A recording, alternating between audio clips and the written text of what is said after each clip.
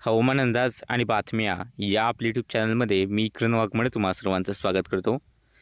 आज 19 जानेवारी पाहूयात 20 जानेवारीला राज्यातील हवामान कसे राहील।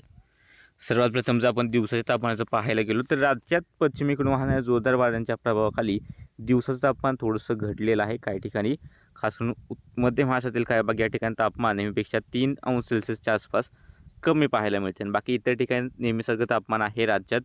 आणि जर आपण थंडीचं जर बोलायचं झालं की पहाटे पडणारी थंडी तर मध्य महाराष्ट्रात चांगली थंडी आहे, टिकून आहे। पण मराठवाडा विदर्भचं पाहू शकतो सरासरी तुलनेच्या नकाशात ही जी काही थंडी आहे ती नेहमीपेक्षा कमीच पाहायला मिळते। कोकणातही बऱ्यापैकी चांगली थंडी पाहायला मिळते। आणि जर आता आपण पाहिलं की सध्या काय स्थिती आहे तर उत्तरेकडे धुके दाटलेले आहेत। राज्यात इकडे कर्नाटकपासून मराठवाडा होत विदर्भाकडून एक कमदावचा पट्टा विस्तारित झाला आहे। वेगवान वारे येत आहेत राज्यामध्ये आणि काही प्रमाणात राज्याच्या आसपास ढगाळलेलं हवामानही होते। याच कमी दाबाच्या पट्ट्यामुळेच तुम्ही पाहू शकता की आज राज्यात बऱ्याच ठिकाणी विदर्भाचे दक्षिणेकडील भागात चंद्रपूर, गडचिरोलीचा भाग आहे, यवतमाळ आहे, वाशिम, बुलढाणा, छत्रपती संभाजीनगर, जालना, हिंगोली, बीड, लातूर, धाराशिव, सोलापूर, सांगली, सातारा, पुणे, नगर या ठिकाणी ढगाळलेलं हवामान आहे। मात्र हे ढग पावसाचे नाहीत। आणि जर उद्याचा जर आपण अंदाज पाहिला तर उद्यासुद्धा राज्यात या ठिकाणीच जसं आता जसं ठिकाण सांगितले या ठिकाणी ढग पाहायला मिळतील। कदाचित गोंदिया भंडाऱ्याकडे झाले तर हलके थेंब होतील। विशेष मोठ्या पावसाची शक्यता राज्यामध्ये नाही। इतर ठिकाणी सुद्धा काही पाऊस राज्यात नाही, फक्त भंडारा गोंदियामध्ये झालं तर थोडेसे हलकेसे थेंब होतील। आणि तापमानाचं बोलायचं झालं तर इकडे नंदुरबारचे डोंगराळ भाग आहेत, इकडे पुण्यातील काही भाग आहेत, साताऱ्यातील काही भाग आहेत, तापमान 10 ते 11 अंश सेल्सिअसच्या आसपास जाईल।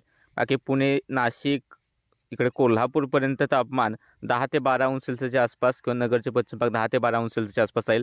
छत्रपती संभाजीनगर, बीड, लातूर या ठिकाणी तापमान 12 ते 14 अंश सेल्सिअस, सोलापूर, धाराशिव 14 ते 16, त्यानंतर इकडे बुलढाणा, वाशिम, हिंगोली याच्या आसपास साधारणतः 14 ते 16, अकोला, त्यानंतर इकडे नांदेडचा भाग असेल, हिंगोलीच्या आसपासचे थोडेफार भाग आहेत, या ठिकाणी तापमान साधारणतः 16 ते 18, अमरावतीच्या अति उत्तरेकडील भाग 14 ते 16, विदर्भाच्या उत्तरेकडील भाग भंडारा गोंदियाच्या आसपासचे भाग आहेत 16 ते 18, दक्षिणेकडे जर पाहिलं तर 18 ते 20 अंश सेल्सिअस, चंद्रपूर, गडचिरोली इकडे 18 ते 20 अंश सेल्सिअसपर्यंत तापमान राहील।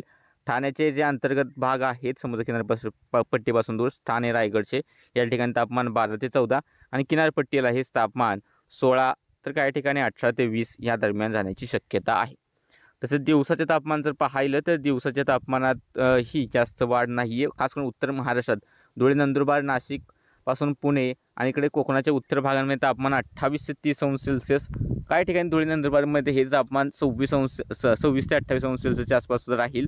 दक्षिणेकडे कोकणात जर पाहिलं तर या ठिकाणी तापमान साधारणतः 28 ते 30, पश्चिम महाराष्ट्रातील तापमान खास करून सोलापूरच्या आसपास थोडंसं अधिक आहे 30 ते 32, बाकी 28 ते 30 अंश सेल्सिअसच्या आसपास किंवा सोलापूरमध्ये 32 ते 34 अंश सेल्सिअसच्या आसपास सुद्धा काही ठिकाणी तापमान जाऊ शकते। त्यानंतर मराठवाड्याचे दक्षिणेकडील भाग आहेत, तापमान 30 ते 32 अंश सेल्सिअस, विदर्भाचे पश्चिम भाग आहेत, पूर्व भाग आहेत, या ठिकाणी सुद्धा तापमान 30 ते 32 अंश सेल्सिअसच्या दरम्यान जाण्याचा अंदाज आहे।